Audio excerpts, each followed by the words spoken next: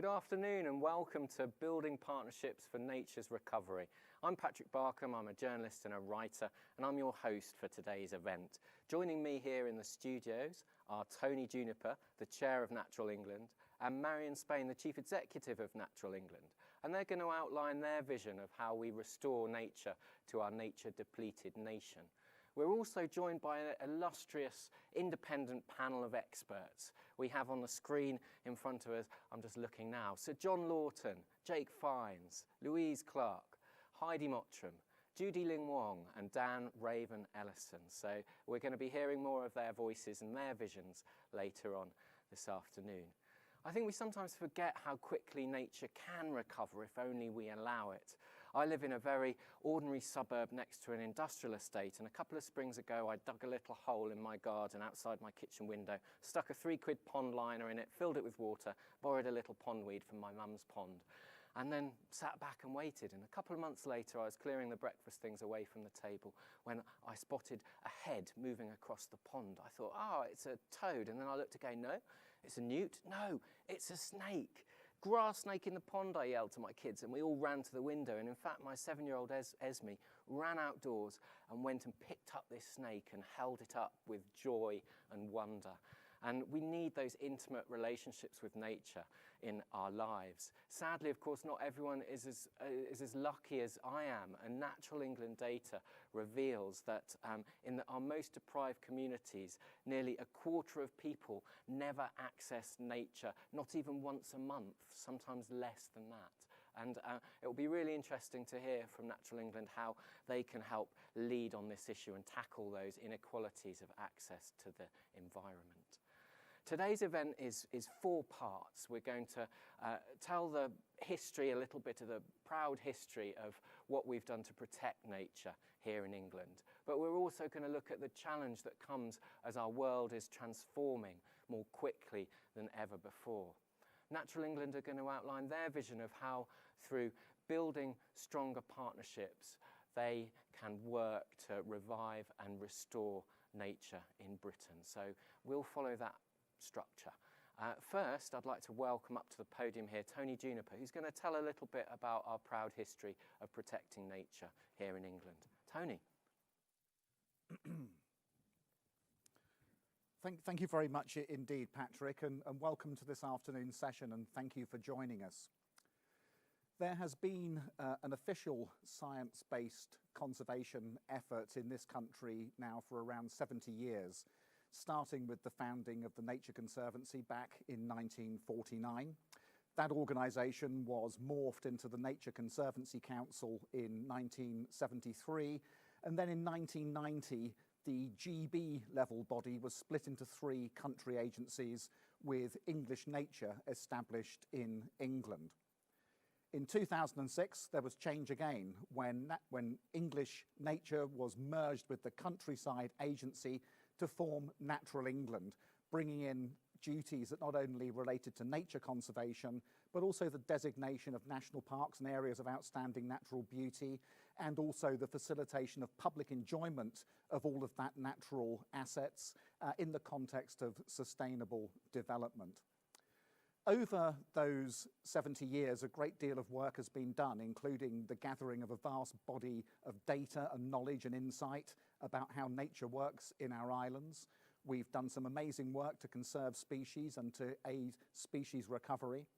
Perhaps most important of all has been the designation of a vast array of key sites protected for nature conservation reasons, including thousands of sites of special scientific interest and hundreds of national nature reserves, and on top of those, many national parks and AONBs, which are there principally for their landscape beauty and also for the enjoyment of the public.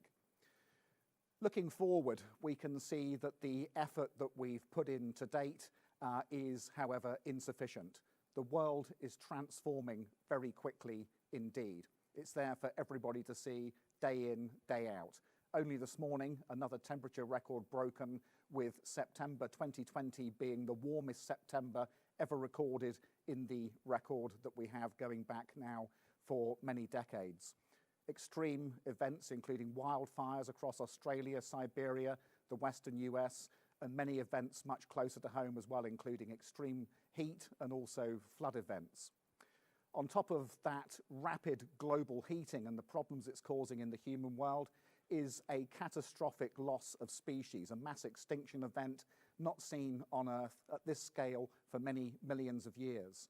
And at the same time as that's unfolding, we have the degradation of critical ecosystems, grasslands, tropical rainforests, coral reefs, and all of the rest.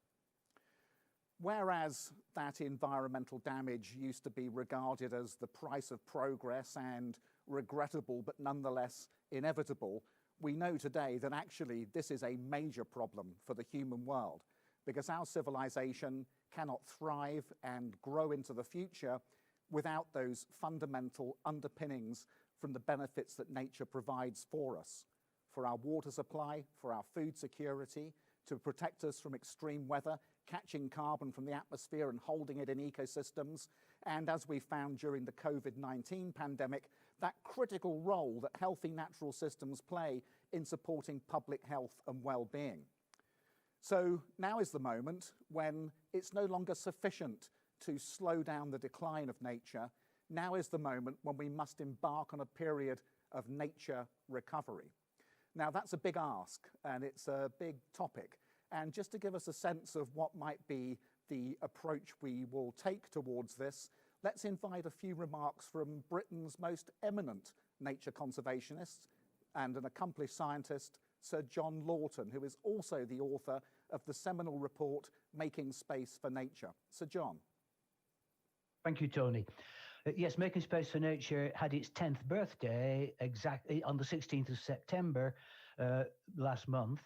And that prompted myself and all the members of the original panel to write to the Prime Minister, pointing out that Making Space for Nature's mantra, more, bigger, better and joined, we need more wildlife sites, bigger sites, better managed sites and joined up sites, has been absolutely fundamental in developing a whole range of government policies and driving both the voluntary and the statutory conservation sectors in this country.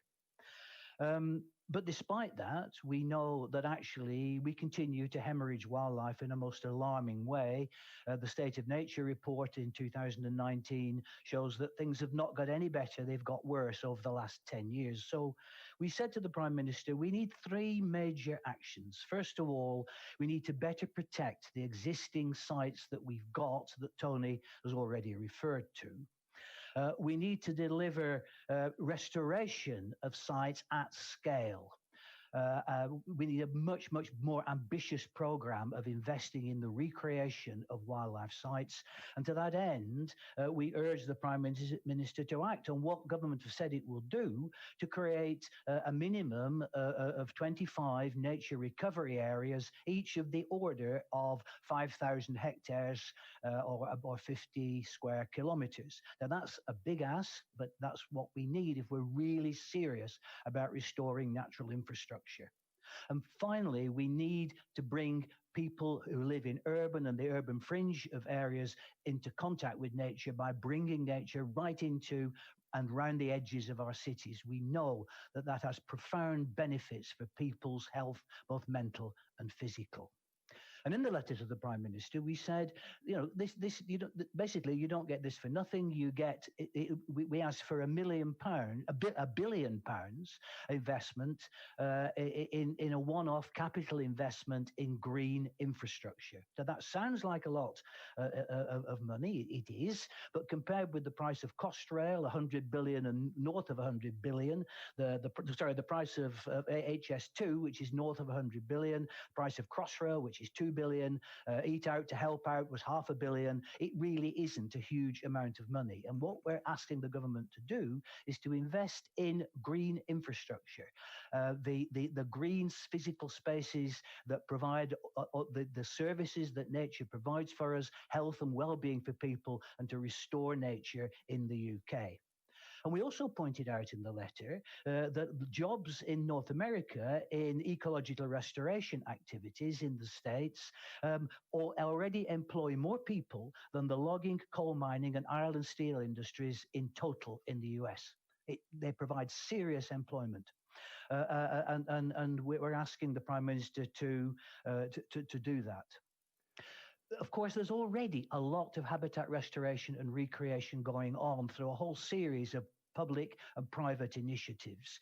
The field there behind Jake is a classic example of a landowner restoring the landscape at scale. That's a completely artificially newly created, beautiful chalk meadow. But the RSPB's Futurescapes, the Wildlife Trust's Living Landscapes, the Game and Wildlife Conservation Trust's Natural England Farmer Clusters Initiative, National Lottery Heritage Fund work, National Trust, many private initiatives, all these are putting nature back into the landscape at scale. And my challenge for Natural England is that we don't know how much of that is going on. There is no central inventory. Some of the organizations know, individual landowners know, but we don't know how much money we're putting back into the land bank, if you like. We ought to, because you can't manage and improve nature in this country unless we know what we're doing, and we don't know what we're doing in the sense of we don't know how much nature is already being put back. Thank you very much indeed, John. That's a critical thing to begin to understand, and I think marks the point where we're changing the narrative from monitoring what we've got and those protected areas and starting to look forward to actually what's being restored. One thing you said there, which I think is very interesting, which maybe marks a change in this whole discussion, is using the word investment to talk about nature recovery, whereas in the past it's very much been seen as an unaffordable cost. Do you think that penny has finally dropped to the point where we now can say that by investing in nature recovery, we get a series of returns that are actually much bigger than that original outlay? Well, you've got it, Tony, and I've got it. And I know a number of politicians who've got it. I still think there's work to be done, but we must see this as an investment in green infrastructure, which is fundamental to the health and well-being of society. John, thank you so much. Patrick, back to you. Thank you, Tony and John. We're now going to move to the next section of our event today, which is to look at how Natural England might build deeper, stronger partnerships and restore nature in that way. And I'm going to invite Marian Spain, Chief Executive of Natural England, to outline her vision for the next 5 years. Marian. Thank you, Patrick, and good afternoon, everybody. If someone had said to me 30 years ago that in the summer of 2020 we'd be living through a global pandemic, I'd therefore be working at home nearly every day, and through my office window I'd see a red kite nearly every day, I'd have believed them about the red kites, as it was at that time 30 years ago that my predecessors had the vision and the passion and the guts, the courage to bring that species back, to make that significant radical change for nature. That got me thinking then. We've been thinking about what else, what other possible, improbable things might we see in the next few years if we get nature recovery right.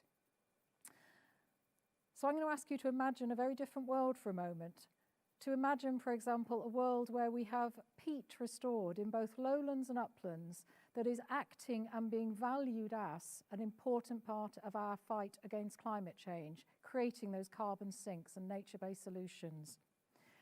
Where we have a world where beavers are seen as our river engineers, reducing flooding, reducing pollution, creating the right habitats for aquatic wildlife. A world where our national parks are not just beautiful, but brimming over with nature and brimming over with people from all walks of life who are benefiting from those parks. And that those national parks and those areas of outstanding natural beauty aren't just in remote upland areas, but are also around and coming into our towns and cities. I'm also imagining a world where our farmers have taken advantage of technology, of innovation, and of new funding from government, so they're not just farming food and fibre. They are changing their farm businesses to also farm wildlife, growing wildflowers as well as wheat. A world where doctors, where GPs prescribe contact with nature alongside medicine, physiotherapy, surgery. And finally, perhaps most important of all, I want us to imagine a world where children can play in green space every day and can get to school by walking or cycling on green corridors. I heard Dan Raven-Ellison speak last year, and he used a phrase that I've been trying to be true to ever since. And he said, don't ask yourself, what if? Ask yourself, why not? And that's what I've been doing with Natural England for the last few months. If that's the world we want to see, what's stopping us and what are we going to do to make it happen? And I'm feeling pretty optimistic. It's happening already. Those things I've just described are starting to happen already. And I'm feeling pretty optimistic that we're going to see more and more of it over the next few years. 3 reasons for my optimism. We're seeing that political will. We're seeing commitments. In the last few days, we've seen our Prime Minister globally committing to increasing the area of protected landscapes and habitats. We've seen commitments emerging as for the future COPs about using nature as part of the solution to climate change. And those who listen very carefully to the Prime Minister's conference speech might have noticed right towards the end a little reference about wild belts, about making our green belts more rich in nature. So the political will is there. And the policies are there. We have a change in agricultural policy. We have a new Environment Bill coming, hopefully very soon, that will bring new tools and mechanisms. But probably the thing I'm most optimistic at all is about that reawakening we've seen as a result of the COVID crisis, of that understanding of the power of nature to heal and keep us well. You can see our prospectus online. I'm not going to talk in detail about what we say. It sets out our ambition, it sets out our goals, and it sets out our plans. But I just want to highlight a few things. I think, first of all, the overall purpose of our new strategy and the work that Natural England is now doing is quite simple. Our job is to make nature better, to recover nature, and to have more people benefiting from nature, more connectedness. And underpinning that vision and that mission is also a sense that we now need to recognise nature as part of the solution, not a problem, not a blocker to development, not a blocker to health, but something where nature becomes part of the solution. When I say nature, I don't just mean wildlife, and when Natural England says nature, we think about all of nature. We think about landscape, we think about natural beauty, we think about soils, we think about water, and we also think about people and how our past use of nature has shaped the landscapes we all have today, but also how we need to use nature going forward for development, for growth, for social purposes, and so on. So let me just finish by talking about 3 or 4 things that we think we need to do differently, reflecting some of the things that John has talked about very powerfully a moment ago. I think, first of all, we are very clear that just looking after our designated sites is no longer enough. We need to use a national nature recovery network to start to join those sites together, to start to put nature back in our towns and cities, in our countryside, in our seas, nature everywhere, not just nature in designated sites. We also need to think differently about the place that nature plays in development. Yes, there will always be a time when we say that development shouldn't go ahead because it may damage nature, but more and more we need to think about the power of development, the right sorts of development with nature planned in from the start, and looking at that development in its landscape context, thinking about how it might affect a whole area, not just what goes on within the site. We also want to be more inclusive. We want to have more people involved in nature. The local nature recovery strategies gives us a wonderful opportunity to talk to people, find out, use that local knowledge, that citizen science power to really understand more about our natural world, and also to talk to people about what sort of nature they'd like to see in their area, to really build that idea of what do we most need to do and what will be most beneficial. And finally, but perhaps most important for us, is that idea of levelling up of access to nature. We've seen some really shocking data over recent months. Patrick's referred to it about just the inequalities of access to nature, how our poorest communities, our most urban communities, and some of our Black, Asian and ethnic minority communities are least likely to be able to access nature. We need to change that, and we need to change that fast. We can't do all of this on our own. Natural England's got this vision, this ambition, but we also know very much that we need to work with other people, and that's why this afternoon's event is very much about partnerships. We can bring our statutory powers. We have those unique abilities to regulate, designate, consent, control, and we do use those to stop bad things happening, but we also use those to make good things happen, to make nature better. We also have our science and our data and our knowledge. We have that legacy of 70 years of research and science and knowledge on what we need to do for nature, that everybody should be able to access that bank of information to make the right choices. And finally, we have staff across the country whose job is more and more to make those partnerships happen, to bring together local and national government, businesses, landowners, farmers and land managers, and our wonderful network of environmental NGOs and health and wellbeing NGOs as well. Today is about partnership, and I also hope today is just the start of this conversation, and I also hope today will be the start of a lot more action, and look forward to working with you all. Thank you, Marian. I certainly want to be part of that world with nature everywhere. It's time to hear from our panel of experts. We've already heard from Sir John Lawton, but I want to introduce the panel, or rather get them to introduce themselves. So, looking at my screen over there. Louise, could you tell us about yourself in a sentence or two? Hi, I'm Louise Clark. I'm Group Head of Sustainability at the Berkeley Group. The Berkeley Group is a housing developer in London and the South East, and we're currently building around 10% of all London's new homes. And I've been working on our strategy around biodiversity net gain. Thank you, Louise. Judy Ling Wong. I would like to start by saying I'm happy to be together with everyone today in Chinese, so that you can hear the sound of cultural presence. 今日我好開心同大家一齊. I'm Judy Ling Wong, a poet, painter, and environmentalist, best known as the honorary president of Black Environment Network, which is focused on full multicultural environmental participation. It's great to come together today with people of such goodwill to envision an inclusive environmental sector as part of the new strategy. I love it, Judy. Thank you. Heidi Mottram, would you like to tell us about yourself in a sentence? Hello, it's great to be here. So my name's Heidi Mottram and I'm Chief Executive of the Northumbrian Water Group. And we provide water and wastewater services for customers in the northeast of England. But actually we also provide water services for customers in Essex and in Suffolk.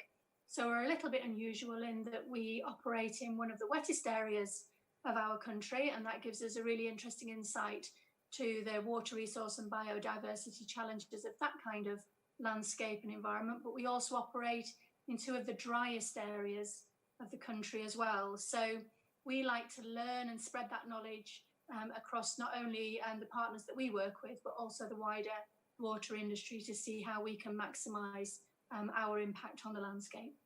Thank you, Heidi. Jake, introduce yourself. Good afternoon. Absolute pleasure to join this illustrious panel. My name's Jake Fines and I am the Director of Conservation for Holcombe Estate in a sunny North Norfolk, which it hasn't been for the last 10 days.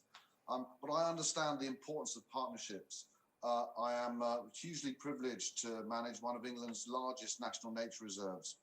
But I also represent the NFU's Environment Forum for the Eastern Region, and also I've recently joined the RSPB's England Committee, and forging these partnerships that in many cases sit on different sides of the fence, where we can break down these barriers and actually readdress the challenges that we all have in front of us today. Thank you, Jake. And finally, Dan Raven Ellison, introduce yourself. Yeah, hi, I'm Dan. I'm a guerrilla geographer and I'm interested in geography and places and how I can challenge myself and others to think differently about the world. And I founded the campaign to make London the world's first national park city, which was launched last year, which is fundamentally about taking inspiration from our national parks and making our cities greener, healthier, wilder, getting more people outdoors more of the time. And there's a campaign in Glasgow and Adelaide and Newcastle and a few other places at the moment as well. And I'm also currently working on a project called Slowways, which is about creating a walking network that connects all of the UK's towns and cities using our existing footpaths. Thank you, Dan. We're going to move on to questions now, and I'd like to start by asking Louise. Louise, how do you see the building community and Natural England working together to restore nature? So yeah, we see that it's really great, this new strategy, and we see that it's really great to have partnership and people at the heart of that strategy. At the Berkeley Group, we want to deliver development that has more nature in it than was there before. And we've been working on our biodiversity net gain strategy since 2016 and have 35 sites that have more nature in there than was there before. So we're really pleased that this strategy will continue to help to create the framework for ensuring that biodiversity net gain can be delivered through development sites. And really, we want to be seen that development can be that an enabler to help nature and habitats to grow in our towns and cities and enable it to connect to the wider environment. Through our work, we've really seen the importance of working in collaboration with our ecologists, our landscape architects, and environmental organisations. And we really want to see that change that is needed and work with those expertise together. And finally, it's also what we've really seen the difference is about connecting people. We've had the most success in our developments where we've worked with the local communities and they have helped to create the nature in our developments, working with organisations like the London Wildlife Trust and really ensuring that the people understand in the local community that the nature is there for them and that they can enhance it and use it and it can help their health and well-being. So we really welcome this and this change in ensuring that development and the Natural England can work together to try to improve nature across our towns and cities. Thank you, Louise. I'd like to hear from Judy Ling Wong now. Judy, how do we best go about, what's your vision for evening out those inequalities of access to environment and nature? The horrific death of George Floyd has propelled the Black Lives Matter movement right across the world. It is significant that technology has accelerated racial consciousness through embodying the social witnessing of George Floyd's death, sending a wave of emotion and deep identification with the Black community through all of us. There's now a higher level of motivation than ever before to come together to act against racism and promote integration. Natural England understands so well as advisor to government the power of setting standards to achieve quality habitats and natural processes within the context of science. What I like to see is leadership from Natural England to play its role in making the goodwill for diversity and equality within the environmental sector into a reality as the human and cultural dimension of its work, so that it sets a standard by example to demand and champion structural evolution and culture change and go on a journey within its own organization. Within its day-to-day work with government, the voluntary sector, business and industry, I would like Natural England to be a strong and demanding voice for action for diversity, to urge people to be generous in terms of equality of opportunity for all, both in terms of the co-creation of access to enjoyment and to the benefits of elements of the natural environment wherever multicultural communities are set within a cultural context. In terms of releasing the contribution of multicultural communities through enabling their presence within decision-making structures, there needs to be a space for the acknowledgement and integration of indigenous wisdom and alternative spiritual ways of lovingly relating to the land, so that potentially the dominant perspective of nature and of ourselves may be expanded. It's a pleasure to be here today to look forward together to a vision of leadership, partnership, and cohesive cultural growth around diversity and equality as part of the new Natural England strategy. Thank you, Judy. Lovingly relating to the land. I love the power and beauty of your words there, Judy. I'd like to turn finally in this section to Heidi. Heidi, how do you see business, industry and Natural England best working together to restore nature in our nature-depleted nation? So thank you. So as I said a moment ago, we provide water and wastewater services to 4.5 million customers, and we know that's what we do. But what we also know is two things. The first thing is that we are an environmental company, and the second thing is that we are not an island. And I'll come back to that second point in a moment. Now, one of the great things is that our industry has really understood the importance of the landscape, particularly at catchment level, for many, many decades. And we have worked in partnership with landowners and users because we know that the quality of the water that comes to us to treat, if we can manage that well, then we can reduce the cost of treating it and getting it into the great wholesome water that we provide to all of you. So it makes absolute economic sense for us to work in that way. And also when we take that water from your homes and businesses and treat it and return into the environment, again, we've learned that working in harmony with our landscapes and creating things like sustainable drainage, particularly in urban environments, can meet some of the goals that we've already heard about bringing green into our cities. We recently built a fantastic urban lake right in the centre of Newcastle with biodiversity islands. And that's a way of attenuating water and preventing flooding, but also bringing biodiversity back to our urban environments. And the great news also is I can tell you, and I think we all know this, that the public are right behind us. One of the things that we do as part of our work is to produce a 5-year plan, and we consult with our customers to see if what we're doing is what they really want us to do and the things that we invest in are the right things. And we've had a conversation going on now for a number of years and literally talked to hundreds and thousands of customers, and they tell us all sorts of things. But one of the things that they tell us the most passionately is that they want their environment, particularly where they live and their sense of place, they want it protected and enhanced, not just for now and to protect them at the moment, but also for their children and their children's children. And it's one of the most passionate things that they have. And we know we can do this. Even when we're doing things that are all about developing water resources or treating water, we can do this really well. And a great example of that was a fantastic partnership with Natural England to expand an Abberton Reservoir, which is in Essex, which, as I mentioned, is one of the driest parts of our country. And together, we undertook a development scheme which expanded that reservoir by 60%. It's already a really important environmental area. It's a triple SI, it's a Ramsar site, it's an SPA. But we thought about that carefully, and what could have been done badly, we chose to do really well. The reservoir had a concrete apron. We could have put that back because it's a great way to stop erosion from waves, but we chose to make a shallow edge that also protected the reservoir and water quality, but provided a fantastic environment for wading birds. So it's as easy sometimes to do this stuff really well as it is to do badly. And as I said at the outset, we know that we're not an island.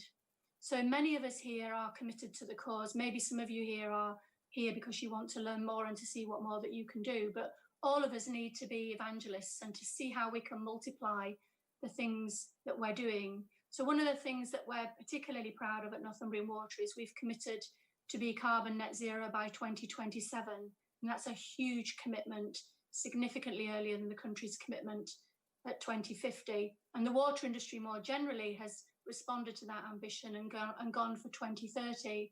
And what we're doing at the moment is holding workshops with our wider industry to show them how we're doing that and the things that we've already done so that they can learn and we can spread that word and, you know, in Sir John's language, just increase that patchwork and knit everything together to make it that bit better.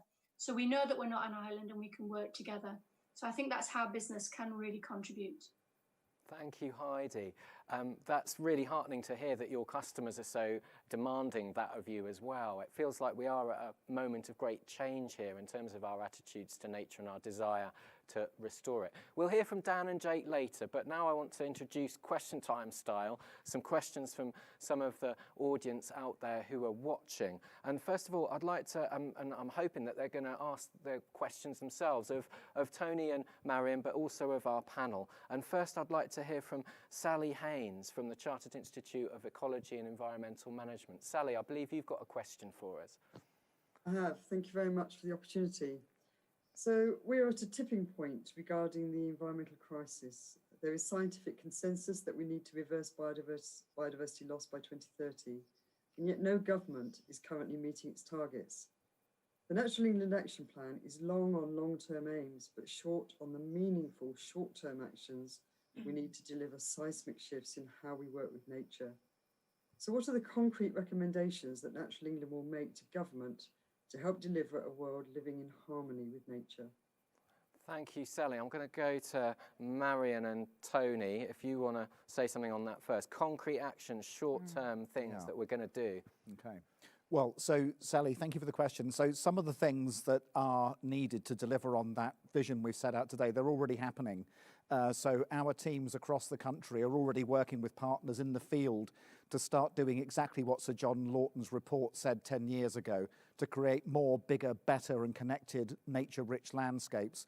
One of the most exciting things in my first year at Natural England as chair was to preside at a board meeting where we declared the Purbeck Heaths new National Nature Reserve in Dorset, which takes 3 existing national nature reserves and through partnership working across 7 different organisations, including the RSPB, the Wildlife Trusts, Forestry Commission, local landowners and Natural England, we've managed to put a boundary around all 3 of those, thereby creating connections in landscapes that previously had those nature-rich sites isolated from one another. Work going on in East Anglia at the Great Fen. There's work going on in Somerset at the Avalon Marshes. I've been inspired what I've seen in Ennerdale in the Lake District. Fantastic work going on in the North Pennines at Tees Swale Connect. This work is now going on, and as John said earlier, what we now need to do is start building an inventory of where that's happening and where we can start to put some more weight behind it.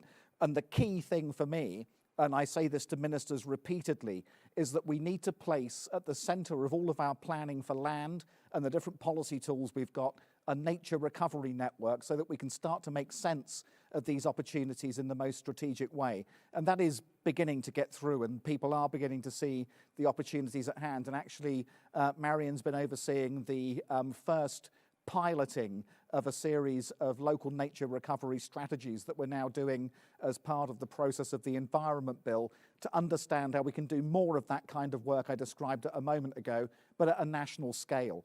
But believe me, the urgency is there with us. We see the data like everybody else. The world we work in is extremely complicated. The levers of policy and the grinding tectonic plates of politics, they move pretty slowly, and during this last 3 or 4 years they've moved particularly slowly as events have been taking place around us, and we've all seen those.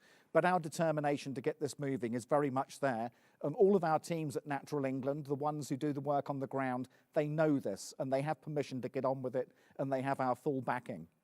Thank you, Tony. We haven't got much time. I want to squeeze as much as I can in. I'd like to go to our panel as well, but panel, if you can answer really briefly. I was just interested really here in what Louise and Heidi thought about immediate sort of short-term actions that we can do to restore nature. Louise, perhaps you first.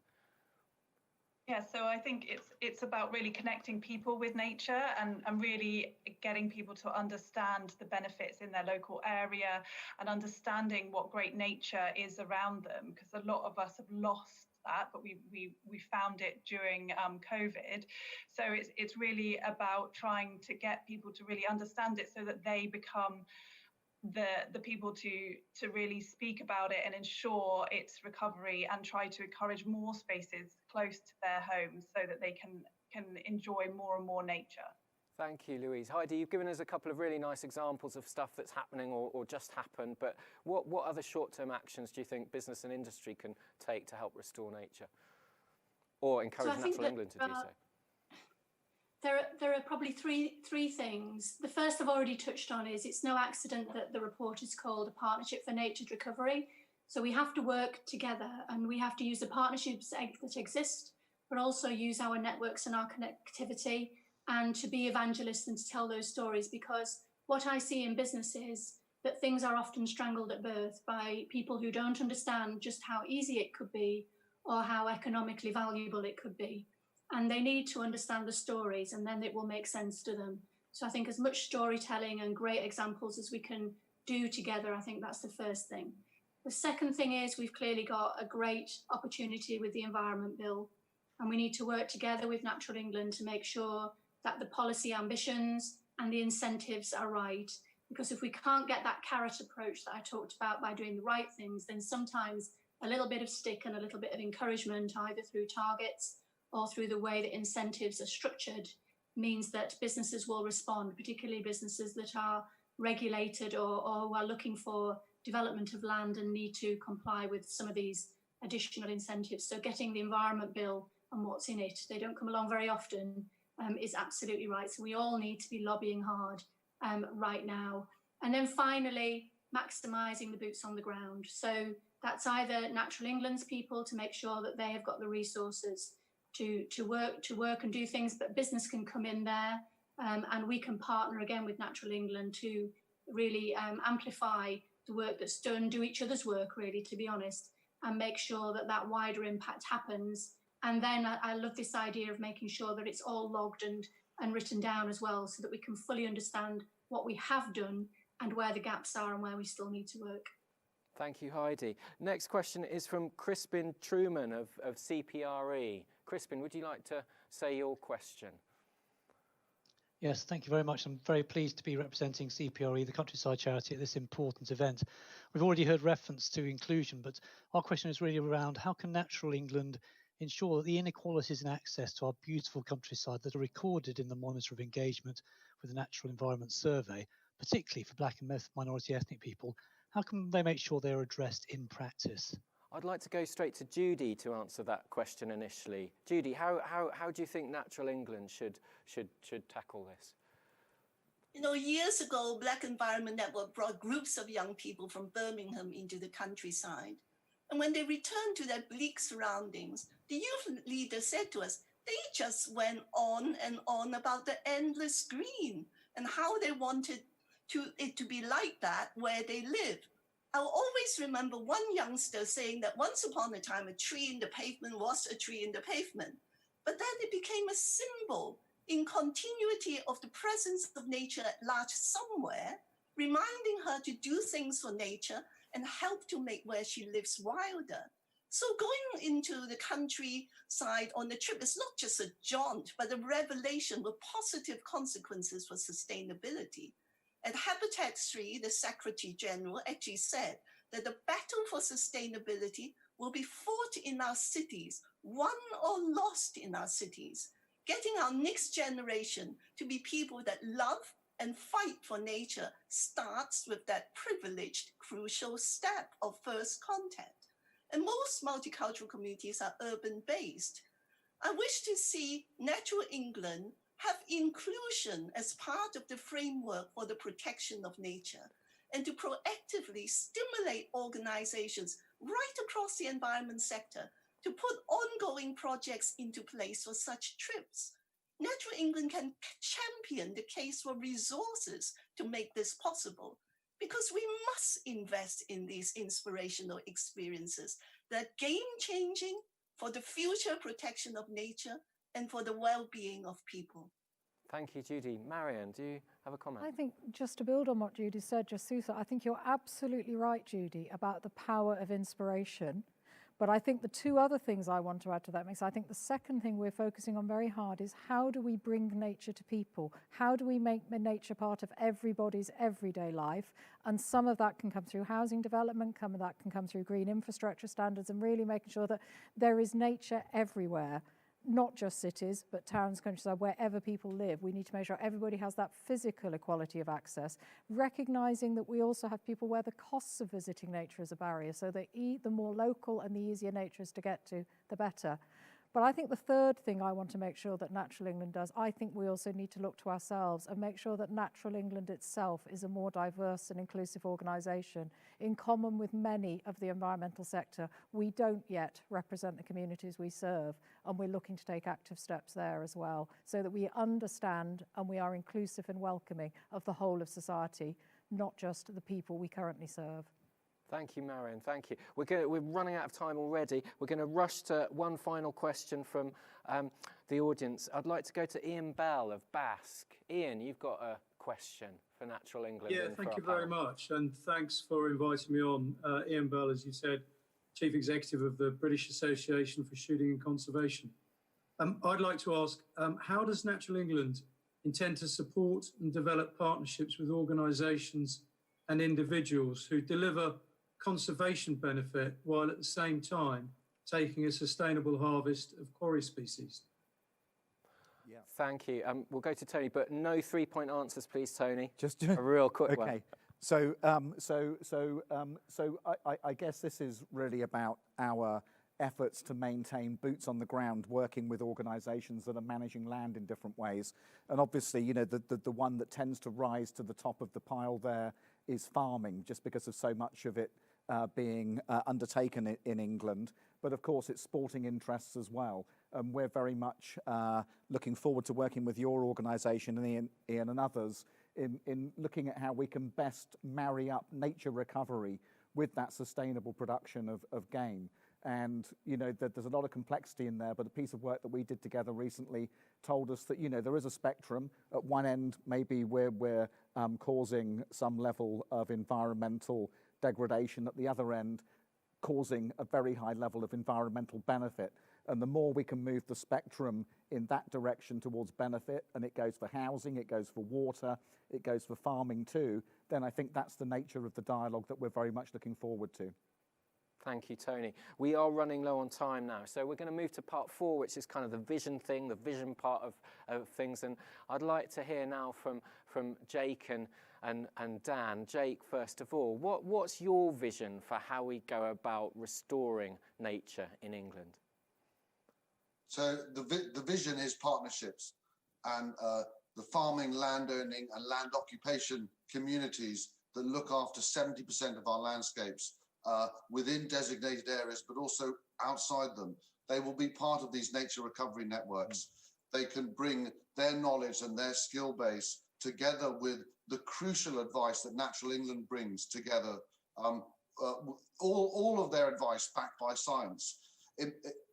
Imagine, the wonderful word imagine that Marian used earlier, landscapes that burst with the song of birdsong, buzz with the sound of bees, landscapes where our hedges are rich with fruit, landscapes where our soils brim with organic matter, landscapes rich in colour, brimming with blossom, landscapes where our food is sourced from farming systems that benefit nature, landscapes where nature is all around us, landscapes we can be proud of. All of this is achievable through working with each other, from fields to fen, from down to dale, from marsh to mountain. That's my imagine.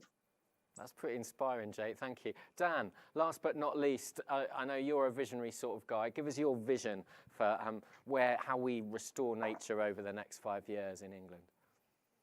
Well, I think fundamentally the prize here is that we are all living longer, healthier, more well, better connected, more enjoyable lives. When I say all, I mean people and the other sort of thousands of species we share these islands with. And really, I'd like to challenge Natural England off the back of this report to be thinking about partnership in a really quite bold way in terms of thinking about, well, what are the partnerships? What are the teams that are needed? But think about that in both a super collaborative way, but a way that puts radical trust in the hearts and minds and abilities of people to respond to the great challenges that we face. And what I imagine is not just a landscape that's abundant with more wildlife and people protecting that wildlife and people demanding a better relationship with nature, but also a small sort of theory of change that we use a lot as a mantra within the National Park City movement, which Marian touched on earlier, around these questions of what if and why not. And the what if question is about inviting us to dream and to imagine a real future that we could achieve, where we can restore the future by asking, what if? So what if our canals were clean enough for us to swim in? What if there were rope swings in all of our parks? And an indicator of success would be that more children being hospitalized with broken bones from falling from rope swings, rather than thinking that it should be the other way around. What if there was outdoor learning in schools every day, not just for like an exciting week at the end of the year? What if we doubled the width of all the hedgerows we possibly could and had paths for animals and people to move through that super connected landscape? What if we doubled our woodland cover? What if, as well as having 10 national parks in England, we had 10 national park cities, and those national parks and national park cities, you know, we're teeming with wildlife within my lifetime and within my son's lifetime as well. And the second question after that, what if? and be an island of people asking, what if? We follow up with the question, why not? And that's about tipping the balance, where people start demanding this alternative future. There are parents going to schools saying, why isn't there more outdoor learning in these schools? And people saying, why isn't my street 10 times greener? We begin to realize that by sharing that trust and sharing that power, that it's us ourselves in our balconies, on our rooftops, on our streets, in our parks, who have the ability to support Natural England in achieving this really, really important aim that it has, that this proposal, this plan sets out. Thank you, Dan. That's brilliant, and I'm going to go down my local park and demand that they put a rope swing there. If you've joined us late, this whole event will be put up on YouTube in the coming days, so you can always watch it again. We're going to finish with Tony Juniper's vision now, and of exactly how he thinks we can restore nature in England and how it will benefit us all. Tony. Thank you. Thank you. Thank you all the panellists too. Thanks very much indeed, Patrick, and thank you everybody for joining us this afternoon for what has been an all too brief event, but I hope nonetheless informative in setting out some of the thinking that now lies behind Natural England's forward direction. In thinking about what we aim to do in the future, I inevitably think about the past at the same time, and I think about the reasons why nature is so depleted across this country. And of course, this was the birthplace of the Industrial Revolution back in the 18th century, and England was also at that time the birthplace of an agricultural revolution, with both of those contributing to an urbanisation revolution, making this country one of the first modern countries in the world. And of course, those trends of industry, industrial farming and urbanisation have now spread globally. And the consequences of that we see in all of the statistics and what we know is happening to our planet. With that past in mind, one thing that strikes me as being a logical thing we should strive for the future in England is to be the birthplace of an ecological revolution, whereby we not only bottom out the continuing long-term declines, but we start to bend the curve back towards recovery. It sounds like an incredibly tall order, and it is, because it would be an historic shift in the direction of travel. But if you look at what's now being said by our political leaders, who have set out a legal commitment to achieve net zero greenhouse gas emissions by 2050, and you've heard from industry bodies today who want to go much more quickly than that, and so does the farming community. And then we have the 25-year environment plan that says we're going to leave nature in a better state than we found it. And we have tools coming through the Environment Bill, including the idea of net gain, that will help developers to devote more resources and thinking into that task of leaving nature in a better state than we found it. And then behind those tools of agricultural change backed by new policies, the net gain, the environment ambitions in the 25-year plan, we have that 70-year legacy of national parks, of AONBs, sites of special scientific interest, national nature reserves, the very backbone of what could be a vibrant nature recovery network backed by all of those new tools and those new ambitions that are being set out by government. And crucially, we now have enormous public backing for all of this. It's been said here today. People now understand this is no longer a question of promoting human well-being or looking after the environment. We have to do both together or we will fail at both. And so that is the challenge at hand. It is huge, and that is why it will only be achieved by deep partnerships with people working together. We won't agree on everything, we can't do, but if we can adopt a constructive way of working together, listening to each other's views and perspectives, finding the common ground and building that momentum towards the establishment of that nature recovery network, reflecting the work that Sir John did 10 years ago with his team, bigger, more, better connected, then I think this journey could go very quickly because all of the pieces now are lining up. But it's about building partnerships for nature's recovery. That's our message for today.